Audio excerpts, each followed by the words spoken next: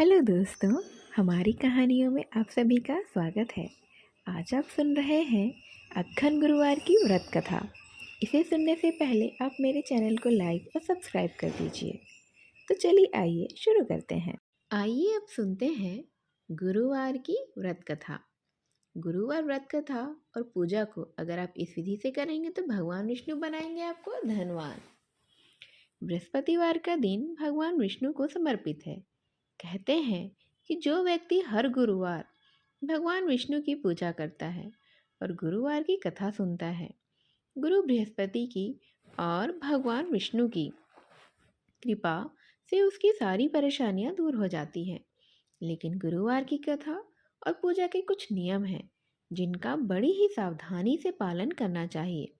तो आइए जानते हैं गुरुवार के व्रत कथा और व्रत से जुड़े हुए नियम। गुरुवार व्रत कथा में कई ऐसी बातें बताई गई हैं जिन्हें मनुष्य को ध्यानपूर्वक अपनाना चाहिए। कहते हैं जो व्यक्ति श्रद्धा भाव से गुरुवार को भगवान विष्णु की पूजा करता है और गुरुवार व्रत की कथा कहता और सुनता है, उनकी गरीबी और कष्ट को भगवान विष्णु दूर कर देते हैं। जीवन में सुख समृद्धि के लिए गुरुवार के दिन आप भी इस गुरुवार व्रत कथा को जरूर सुने या फिर पढ़ें। बृहस्पतिवार के दिन सूर्योदय से पहले ही उठें और नित्य क्रम से निवृत्त होकर पीले रंग के वस्त्र पहनें। इसके बाद पूरे घर में गंगा जल का छिड़काव करें। इसके बाद पूजा घर में श्री हरि विष्णु की मूर्ति या फिर चित्र स्थापित करें। उसके बाद पीले रंग के गंध पुष्प और अक्षत चढ़ाएं। इसके बाद चना गुड़ और मुनक्का चढ़ाकर विधि विधान से पूजन का आरंभ करें। इसके बाद धर्म शास्त्रार्थ तत्वज्ञ ज्ञान विज्ञान पारग विविधार्थी हरा चिंत्य देवाचार्य नमोस्तुते इस मंत्र का जाप करें। इसके बाद व्रत की कथा पढ़ें। कथा पढ़ने के बाद केले के पेड़ में जल चढ़ाएं। मंत्रोच्चार के बाद बृहस्पतिवार व्रत की कथा अवश्य पढ़ें। यह इस प्रकार से है कि प्राचीन समय की बात है। भारतवर्ष में एक राजा राज्य करता था। वह बड़ा ही प्रतापी और दानी था। वह नित्य ही गरीबों और ब्राह्मणों की सेवा करता था। वह प्रतिदिन मंदिर में भगवान दर्शन करने भी जाता था। लेकिन यह बात उसकी रानी को अच्छी नहीं लगती थी। वह न ही पूजन करती थी और न ही दान करने में उनका मन लगता था। एक दिन राजा शिकार खेलने वन को गए हुए थे तो रानी और दासी महल में ही अकेली थी। उसी समय बृहस्पति देव एक साधु के भेष में राजा के महल में पहुंच गए। भिक्षा के लिए गए और उन्होंने भिक्षा मांगी। तब रानी ने भिक्षा को देने से मना कर दिया। रानी ने कहा कि हे साधु महाराज, मैं तो दान पुण्य से तंग आ गई हूँ। इस कार्य के लिए मेरे पतिदेव ही बहुत हैं। अब आप ऐसी कृपा करें कि सारा धन नष्ट हो जाए तथा मैं आराम से रह सकूं। साधु ने कहा, देवी तुम तो बड़ी ही अजीब हो। धन और संतान से भला कौन दुखी होता है? इसकी तो सभी कामना करते हैं। पापी भी पुत्र और धन की इच्छा जरूर करते हैं।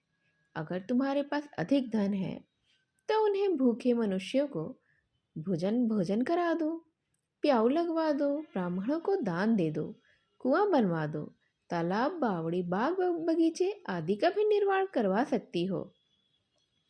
मंदिर पाठशाला धर्मशाला बनाकर इनमें लोगों का धर्मार्थ कर सकती हो। निर्धनों की कुंवारी जो कन्याएं होती हैं उनका विवाह करवाओ। साथ ही साथ यज्ञ आदि कर्म करो।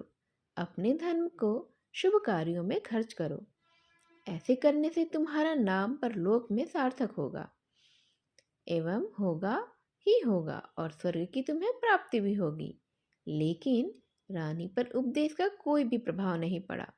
वह बोली, महाराज मुझे ऐसे धन की आवश्यकता नहीं जिसको मैं अन्य लोगों को दान दूं, जिसको रखने और संभालने में ही मेरा सारा समय नष्ट हो जाए। अब तो आप ऐसी कृपा करें कि सारा धन नष्ट हो जाए और मैं आराम से रह सकूं। मुझे किसी भी चीज़ की फिर चिंता ना रहे। साधु ने उत्तर दिया, यदि तुम्हारी ऐसी ही इच्छा है तो जैसा मैं तुम्हें बताता हूँ तुम वैसा ही करना। बृहस्पतिवार को घर को गोबर से लीपना, अपने केशों को पीली मिट्टी से धोना, राजा से कहना वह बृहस्पतिवार को हजामत बनवाए, भोजन में मांस मदिरा खाना, कपड़ा धोबी के यहाँ धुलने डाल देना। ऐसा करने से 7 बृहस्पतिवार तक तुम अगर ऐसा करती हो तो इतने में ही आपका सारा धन नष्ट हो जाएगा। और इतना कहकर वह साधु महाराज वहां से अंतर ध्यान हो गए। इसके बाद रानी ने वही किया जो उसे साधु महात्मा ने बताया था। 3 बृहस्पतिवार ही बीते थे कि उसका समस्त धन और संपत्तियों का नाश हो गया। और भोजन के लिए राजा और रानी तरसने लगे थे। तब एक दिन राजा ने रानी से कहा कि तुम यहाँ पर रहो, मैं दूसरे देश में चाकरी के लिए चला जाता हूँ, क्योंकि यहाँ पर मुझे सभी मनुष्य जानते हैं, इसीलिए कोई भी कार्य नहीं कर सकता हूँ मैं। देश चोरी परदेश भीख बराबर होती है। ऐसा कहकर राजा परदेश चला गया। वहाँ जंगल को जाता और लकड़ी काट कर लाता और शहर में बेचता। इस तरह से वह जीवन व्यतीत करने लगा था। इधर राजा के बिना रानी और दासियां दुखी रहने लगी। किसी दिन भोजन मिलता और किसी दिन जल पीकर ही रह जाती थीं। एक समय जब रानी और दासियों को 7 दिन बिना भोजन के रहना पड़ा तो रानी ने अपनी दासी से कहा, हे दासी, पास ही के नगर में मेरी बहन रहती है, वह बड़ी ही धनवान है, तो उसके पास जा और 5 सेर बेझर मांग कर ले आ, ताकि कुछ समय के लिए ही सही थोड़ा बहुत गुजर बसर तो हो जाए। दासी रानी की बहन के पास गई। उस दिन बृहस्पतिवार था। रानी की जो बहन थी उस समय बृहस्पतिवार की कथा को ही सुन रही थी। दासी ने रानी की बहन को अपनी रानी का संदेश दिया, लेकिन रानी की बहन ने कोई भी उत्तर नहीं दिया। जब दासी को रानी की बहन से कोई उत्तर नहीं मिला तब वह बहुत ही दुखी हुई। उसे क्रोध भी आया। दासी ने वापस आकर रानी को सारी बात बता दी। यह सुनकर रानी ने कहा कि हे दासी, इसमें उसका कोई दोष नहीं है। जब बुरे दिन आते हैं ना, तब कोई भी सहारा नहीं रहता, तभी तो अच्छे बुरे का पता चलता है। ईश्वर की जो भी इच्छा होगी वही होगा। यह सब हमारे भाग्य का ही दोष है। इतना कहकर रानी ने अपने भाग्य को कोसा। उधर रानी की बहन ने सोचा कि मेरी बहन की दासी आई थी, लेकिन मैंने उससे कुछ भी नहीं कहा, इससे तो वह दुखी हुई होगी। कथा सुनकर और पूजन समाप्त करके वह अपनी बहन के घर गई और कहने लगी, हे बहन, मैं बृहस्पतिवार का व्रत कर रही थी। तुम्हारी दासी गई, लेकिन जब तक कथा होती है तब तक ना उठते हैं और ना ही कुछ बोलते हैं, इसीलिए मैं कुछ भी नहीं बोल पाई। कहो, तुम्हारी दासी क्यों गई हुई थी वहां पे? रानी ने कहा, हमारे घर अनाज नहीं था। ऐसा कहते कहते रानी की आंखें भी भर आई। उसने दासियों समेत 7 दिन तक भूखा रहने के बाद भी अपनी बहन को बता दी। इसीलिए तो मैंने दासी को तुम्हारे पास 5 सेर बेझर लेने के लिए भेजा था। रानी की बहन बोली, बहन देखो, बृहस्पति देव सबकी मनोकामना पूर्ण करते हैं। शायद तुम्हारे घर में अनाज रखा हो। पहले तो रानी को विश्वास ही नहीं हुआ, परंतु बहन के आग्रह करने पर उसने दासी को अंदर भेजा। दासी घर के अंदर गई तो वहां पर उसे घड़ा था मिला जिसमें बेझर भरा हुआ था। उसे बड़ी हैरानी हुई। उसने बाहर आकर रानी को बताया। दासी रानी से कहने लगी, हे रानी, जब हमको भोजन नहीं मिलता तो हम व्रत ही तो करते हैं, इसीलिए क्यों ना इनसे व्रत और कथा की विधि भी पूछ ली जाए। हम भी व्रत कर ही लिया करेंगे। दासी के कहने पर रानी ने अपनी बहन से बृहस्पति व्रत के बारे में पूछा। उसकी बहन ने बताया, बृहस्पतिवार के व्रत में चने की दाल, गुड़ और मुनक्का से विष्णु भगवान का केले के वृक्ष की जड़ में पूजन करें, दीपक जलाएं और फिर कथा सुने। उस दिन एक ही समय भोजन करें। भोजन में पीले खाद्य पदार्थ का सेवन जरूर करें। इससे गुरु भगवान प्रसन्न होते हैं, अन्न, पुत्र और धन का वरदान देते हैं। साथ ही साथ सारी मनोकामनाएं पूर्ण करते हैं। व्रत और पूजन की विधि बताकर रानी की बहन अपने घर लौट आई। रानी और दासी दोनों ने निश्चय किया कि बृहस्पति देव भगवान का पूजन जरूर करेंगे। 7 रोज बाद जब बृहस्पतिवार आया तो उन्होंने व्रत रखा। गुड़साल में जाकर चना और गुड़ बीनकर ले आई। उसकी दाल से केले की जड़ और विष्णु भगवान का पूजन किया। अब पीला भोजन कहाँ से आए? दोनों बड़ी ही दुखी हुई, परंतु उन्होंने व्रत किया था, इसीलिए बृहस्पति देव भगवान प्रसन्न थे। एक साधारण व्यक्ति के रूप में वे 2 थाल में पीला भोजन लेकर आए और फिर दासी को देकर बोले, हे दासी, यह भोजन तुम्हारे और तुम्हारी रानी के लिए है, इसे तुम दोनों ग्रहण करना। दासी ने भोजन पाकर बेहद प्रसन्न हुई। उसने रानी से कहा, चलो रानी जी, भोजन कर लो। परंतु रानी को भोजन आने के बारे में कुछ पता ही नहीं था, इसीलिए उसने कहा कि जा तू ही भोजन कर, क्योंकि तू व्यर्थ में हमारी हंसी उड़ाती है। तब दासी ने कहा कि एक व्यक्ति आए थे और भोजन दे गए हैं। तब रानी ने कहा, वह व्यक्ति तेरे लिए ही भोजन दे गया है, तो तू ही भोजन कर ले।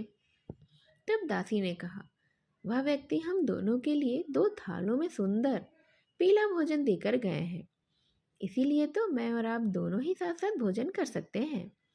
इतना सुनकर रानी बहुत प्रसन्न हुई और दोनों ने गुरु भगवान को नमस्कार कर भोजन किया। उसके बाद से वे प्रत्येक बृहस्पतिवार को गुरु भगवान का व्रत और पूजन करने लगी। बृहस्पति भगवान की कृपा से उनके पास धन हो गया था, लेकिन रानी फिर पहले की ही तरह आलस्य करने लगी।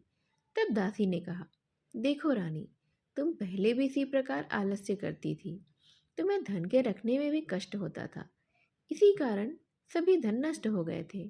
अब गुरु और भगवान की कृपा से धन मिला है, तो फिर तुम्हें आलस्य होता है। बड़ी मुसीबतों के बाद हमने यह धन पाया है, इसीलिए तो हमें दान पुण्य करना चाहिए। अब तुम भूखे मनुष्यों को भोजन कराओ, प्याऊ लगवाओ, ब्राह्मणों को दान दो, कुआं, तालाब, बावड़ी, बाग, बगीचे आदि का निर्माण करवाओ, मंदिर, पाठशाला, धर्मशाला बनवाकर दान कर दो। निर्धनों की जो कुंवारी कन्याएं होती हैं, उनका विवाह कराकर पुण्य कमाओ। साथ ही साथ यज्ञ आदि कर्म करो।